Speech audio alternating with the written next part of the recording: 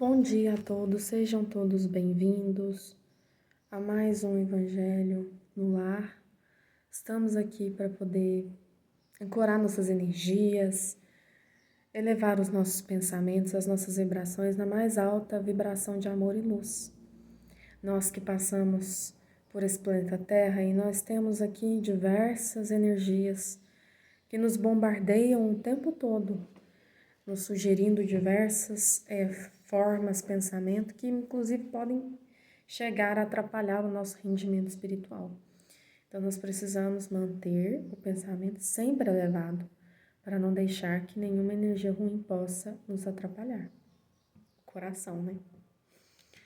Então, quero convidar todos a fechar os seus olhos, acalmar sua mente, acalmar os seus pensamentos, acalmar as suas vibrações, serenizar a sua mente, a sua alma, para receber a energia do Pai Maior, a energia do Pai Celestial, que constantemente nos fortalece e nos ilumina com o seu amor. Que nós possamos buscar essa energia cósmica do universo, buscando sempre o melhor uns nos outros, reconhecendo que o outro é reflexo de você mesmo e, portanto, nós devemos nos amar, devemos cuidar uns dos outros, devemos vibrar nossa energia na mais alta vibração de amor e luz e assim construir um mundo fortalecido e abençoado, um mundo mais digno e fortificado pelo poderoso. Pai, pedimos perdão por tudo o que fizemos de mal, de ruim aos nossos semelhantes, que nós possamos reconhecer que em nós existem muitos erros, muitas dificuldades, mas estamos aqui na intenção de corrigi-los.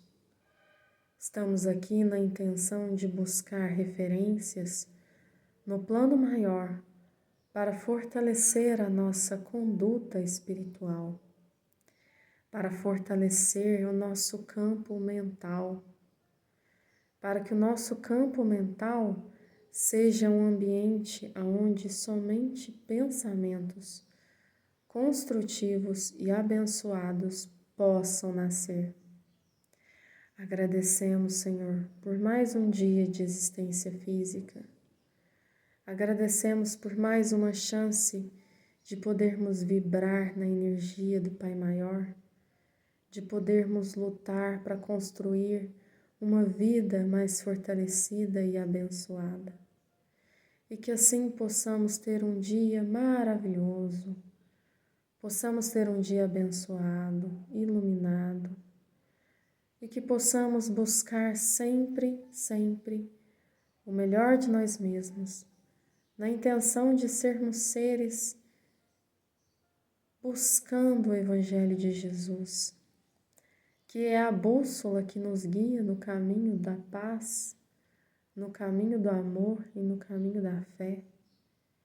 O Senhor que é o nosso pastor, que não nos deixa faltar absolutamente nada. E que assim, Senhor, possamos vibrar na energia celestial, com muito amor, com muita paz e com muita luz. Damos por iniciado o nosso Evangelho de hoje, orando e pedindo para as nossas irmãs, Dona Tia Lázara e Dona Conceição, que estão passando por tratamentos, que possam ser abençoadas. E todos os nossos irmãos e irmãs em luta, que buscam constantemente a melhoria de si mesmos, na intenção de se verem renovados. E que assim Deus, nosso Pai, Criador, seja a nossa força, seja o nosso guia, o nosso protetor. E que possamos crescer e nos fortalecer no seu amor forte e vivificante. E que Jesus nos ilumine hoje e todo sempre. Que assim seja, graças a Deus. Que assim seja, graças a Deus. Bom, Dando continuidade ao nosso estudo de ontem, a gente estava falando sobre a dor como processo de transformação moral. Então, nós abordamos primeiro o sentido da dor, segundo Leon Denis, né, que vem como um atributo de transformação, de modificação, de movimento para a ação. Depois nós viemos na questão do pensamento, que Emmanuel vem abordar no livro Pensamento e Vida, onde fala-se uma coisa muito importante que é a mente é o espelho da vida. Então, tudo que nós projetamos em mente, nós criamos enquanto realidade externa. Nós tivemos falas importantes dentro desse texto, como, por exemplo, a questão de que se nós soubéssemos o que erramos, se nós entendêssemos que aquele erro, ele aconteceu, que nós erramos, e nós buscássemos corrigi-lo, nós não precisaríamos da dor. Isso é muito importante. E agora a gente entra no quarto tópico, que é o sentimento e a emoção. Então, as emoções, segundo Jason de Camargo, com a educação dos sentimentos, vem dizer, fluem do campo mental, exteriorizando-se no perispírito, sob a forma de energias mais ou menos densificadas, dependendo do tipo de emoção, e destes se irradiam para o cérebro do corpo físico, o qual executa a ordem sob a forma de substâncias químicas correspondentes. Já os sentimentos são o cerne da espiritualidade. Ele pode ser considerado uma função racional, mais sutil, porque obedece à lógica do coração e não à da cabeça. Assim, uma está mais relacionada ao físico, às emoções, e a outra à razão. Os sentimentos seriam uma significação de que os pensamentos dão às emoções diante dos eventos. Segundo Camargo, o psicólogo Daniel Goleman dispõe que os indivíduos agem como se tivessem duas mentes, uma racional e uma emocional. E ainda segundo o autor, no geral, a mente emocional prepondera sobre a racional. Assim, não se deve subestimar o estudo das emoções e dos sentimentos para o autodescobrimento. A educação de ambas é essencial para a evolução, pois, como dito, tem grande influência no modo de pensar e agir, principalmente quando a dor ocorre. Isso explica por que é mais fácil se instruir do que agir. Dizer que é mais fácil saber do que sentir.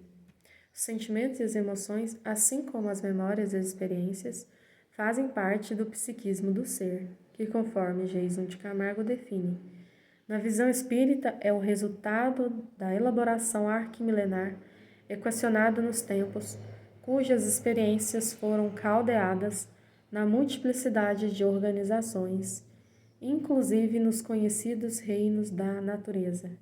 Esse conceito, muito bem apanhado pelo Dr. Jorge Andréa dos Santos, retrata essa longa caminhada no princípio espiritual até os nossos dias. Todo ato, toda experiência fica registrado e passa a integrar o patrimônio inalienável do espírito. Esse psiquismo tem duas funções gerais, como destaca o mentor. A primeira corresponde à capacidade selecionadora dos fatos, isto é, a colocação da mente num foco de atenção. A segunda se refere ao hábito adquirido pela repetição. Série dos atos conscientes repetidos se tornam inconscientes por automatização. Por meio da função hábito, observa-se ser possível a aprendizagem de novos padrões conscientes, tornando-se posteriormente inconscientes e automáticos. Assim, não são somente os conteúdos do inconsciente que influenciam os atos, pensamentos e sentimentos dos indivíduos, mas conscientemente, o indivíduo pode também influenciar aquele. Esse é o processo de educação da mente. O ser estuda, experimenta, sente, elabora e aprende. Ele depende bastante da vontade em deixar paradigmas aprendidos anteriormente, mas já não satisfazem a etapa de evolução em que se precisa estar. O indivíduo vai então em busca de adquirir novos padrões mais sublimes e a dor a auxilia a ir nessa direção. Grande aliada deste propósito é a fé raciocinada. Ela vai além de aderir a conceitos religiosos plausíveis à razão. Abarca também a aplicação deles no íntimo, de modo a transformar o homem velho por meio do autoconhecimento. Hermance Durfox, na obra Reforma Íntima Sem Martírio, discorre sobre essa fé raciocinada. Fé raciocinada é um fenômeno psicológico e emocional, construído a partir do desejo autêntico e perseverante de compreender o que nos cerca. Conquista somente possível através da renovação do entendimento e da forma de sentir a vida. É conquista individual, construção íntima e pessoal, e não pode ser considerada como adesão automática a princípios religiosos ou ideias que nos parecem aceitáveis e convincentes. E quanto mais maleabilidade intelectiva, mais chances de alcançarmos a fé que compreende e que liberta. Mas para concretizar esse tipo de fé é preciso entender o próprio mundo íntimo. A dor, como já dito, auxilia a descortiná-lo. Por isso, como lembra Denis, quando ela se erguer inevitável em seu caminho, acolhe-a como uma amiga, aprende a conhecê-la e apreciar-lhe a beleza austera, a entender-lhe os secretos ensinamentos. De posse das descobertas sobre si, é hora de começar a reeducação para superar velhos padrões. Então, a primeira coisa que ele vem dizer aqui para a gente, que é muito importante para a nossa percepção individual, é a questão dos sentimentos e das emoções, né? Os sentimentos e as emoções, embora tenham uma similaridade, na verdade são conceitos distintos, né? São questões distintas. E a emoção, ela é mais um abalo, né? Eu vou ler aqui qual que é o significado das emoções. As emoções são estados mentais e fisiológicos que provocam muitas reações motoras e glandulares, além de alterar a aprendizagem e comportamento, podendo ser definidas como reações afetivas agudas, momentâneas, desencadeadas por estímulos significativos, né? E os sentimentos, eu vou pegar aqui, significado. Os sentimentos já é algo mais ligado à razão, né? Estado ou condição psicológica e suas manifestações originadas das pulsões de afetos ou aversão, do efeito de sentir. O sentimento é uma representação mental do estado do corpo do sujeito consciente, a percepção do estado do corpo, ao passo que a emoção é uma reação a um estímulo e ao respectivo comportamento associado, uma expressão facial. Então, qual que é a diferença? O que ele vem dizer aqui pra gente é que a emoção ela tá mais atrelada ao físico, ao corpóreo, é mais uma reação. Então, por exemplo, eu vou te contar uma notícia que vai te causar uma emoção de espanto, né? Então, nossa, hoje eu perdi meu livro. Aí você faz, primeiro vem a expressão facial, susto. Automaticamente, ela é uma reação. Então, susto, emoção.